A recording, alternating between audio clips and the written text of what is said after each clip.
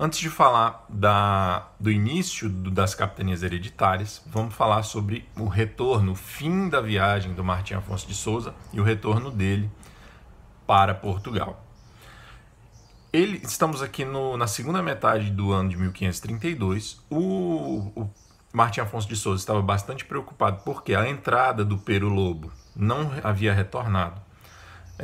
Eu já comentei com vocês que essa entrada teve um desfecho trágico, foram trucidados pelos índios, mas o Martim Afonso de Souza não sabia disso ainda e estava aguardando a volta do Pero Lobo.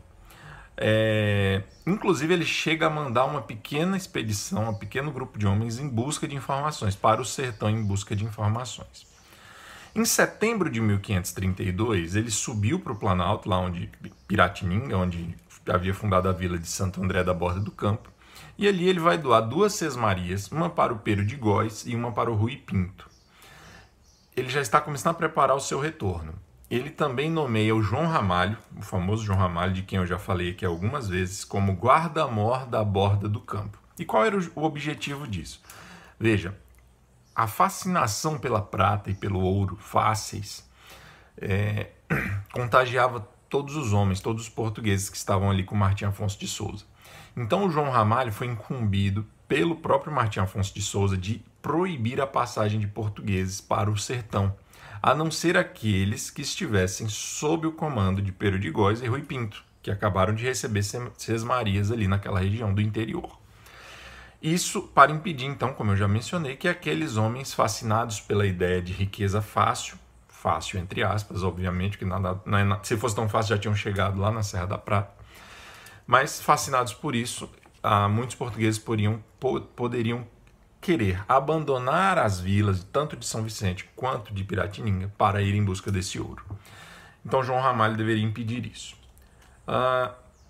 Chegou então, finalzinho de 1532, início de 1533, o Martim Afonso de Souza já estava praticamente decidido a voltar para o reino, e aí chega de Lisboa um homem chamado João de Souza com uma carta para o Martim Afonso do Dom João III.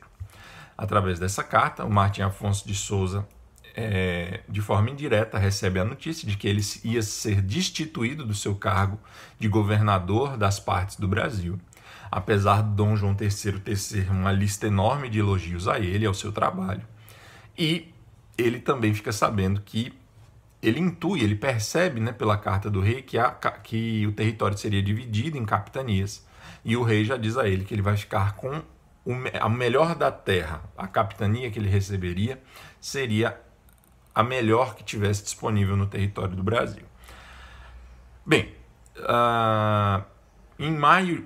entre abril e maio de 1533, ele vai iniciar a sua viagem de volta, vai deixar aqui no Brasil 150 homens que estavam dispostos a ficar, 100 homens na região de São Vicente, 50 na região do Planalto, lá Piratininga, Santo André, da Borda do Campo. Quem ficou como comandante-mor, que ele era lugar-tenente do Martim Afonso de Souza, foi o Pero de Góis. E quem ficou no governo da Vila de São Vicente foi o padre Gonçalo Monteiro, de quem eu já falei aqui e pretendo ainda fazer um vídeo sobre ele.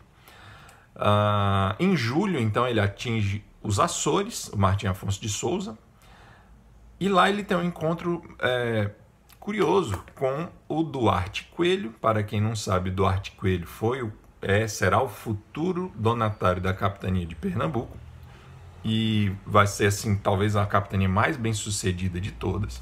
Mas nesse momento o Duarte Coelho está com uma esquadra, com uma frota de guarda-costas, e ele estava ali na região dos Açores para proteger uma outra frota que estava vindo das Índias para Portugal. E essa outra frota era dirigida pelo Antônio de Saldanha. E, de fato, tanto a frota do Duarte Coelho como a frota vinda das Índias do Antônio de Saldanha e a do Martim Afonso de Souza se encontram nos Açores e juntos partem para Lisboa e chegam em Lisboa em agosto de 1533. Então isso aí, pessoal, foi o processo da volta do Martim Afonso de Souza do Brasil para Portugal. Então essa viagem do Martim Afonso de Souza de 1530 a 1532, ela foi como eu já disse, foi ponto marcante da nossa história. E é nesse período aí, entre 1500 e 1532, finalzinho de 1532, que o Brasil vai ser definitivamente dá-se definitivamente o início da sua colonização. Por uma série de motivos que eu já mencionei, o Dom João III resolveu instituir no Brasil, implementar no Brasil o regime das capitanias hereditárias, que já tinha sido testado nas ilhas do Atlântico, com relativo sucesso. É importante dizer o seguinte: Portugal estava enfrentando nesse momento uma crise financeira muito grande. E, bem, depois eu gravo um vídeo sobre essa crise financeira, porque ela é importante para a gente entender por que o Dom João III quis, aliás, foi praticamente obrigado a implementar no Brasil o regime das capitanias hereditárias. Mas é isso, vimos hoje a volta do Martim Afonso do Brasil, depois de quase 3 anos, para Lisboa. Um abraço.